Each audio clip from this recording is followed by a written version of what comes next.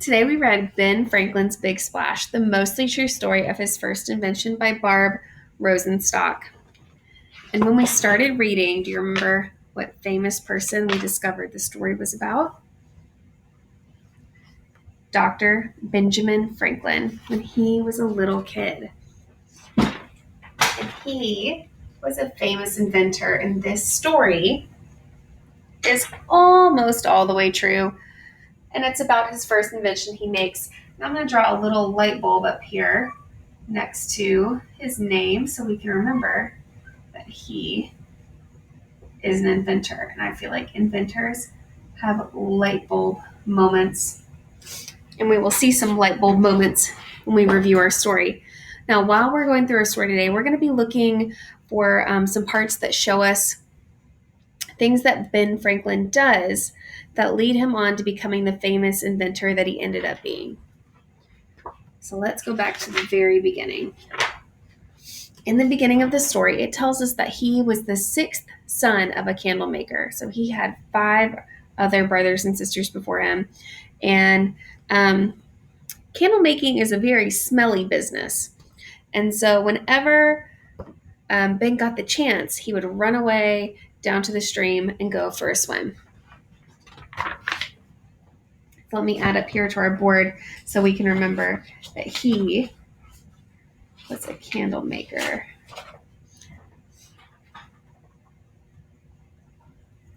And this led to the idea of his first invention. It will be important later.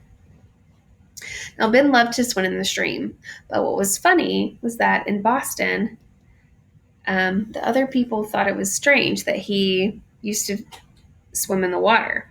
Do you guys remember why he thought it was strange or why they thought it was strange?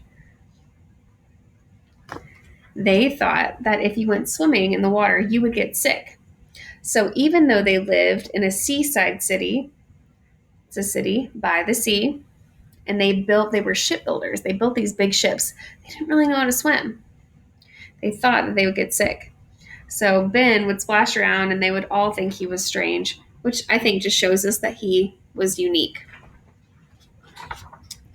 So anyway, Ben would swim around, have a great time, and of course he would be less smelly from his candle making or his soap making shop. And while he was swimming, he would do what we all like to do. Have you all ever laid in the grass, stared up at the sky, just laid there and daydreamed? Well, Ben liked to do that too. He would lay in the grass, he would swim, and he would think those big questions to himself, like, will I always work at the shop? Should I run away to sea? Should I become a sailor? I mean, he does know how to swim. How can the sixth son of a soap maker find success? Remember, success means that he can make money and make his own way out in the world. And then, of course, his last question, which is really important, it's going to lead to his invention, was, why can't I swim like a fish? These were all these big questions that he thought. And this shows us a really important trait of Ben becoming an inventor. This shows us that he is curious. Curious people like to ask a lot of questions and find out the answers. So even though Ben was asking these questions, he wasn't asking them to anyone. He was just thinking to himself.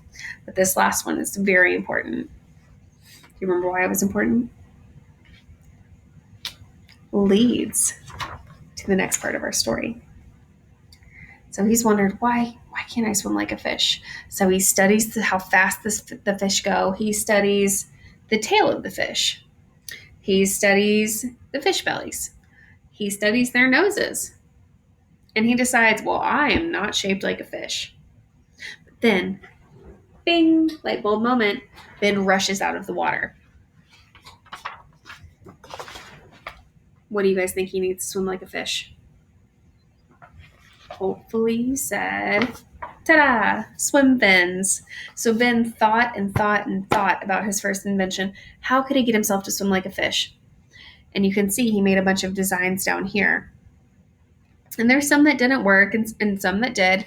And finally he gets one, swim fins, which shows us our next trait that Ben has. He is a problem solver. He had a problem. Why can't I swim like a fish? And now he's trying to solve it. So he tries out his swim fins and they work okay, but his wrists start to get really tired. So then Ben has to think of another solution. Ta-da!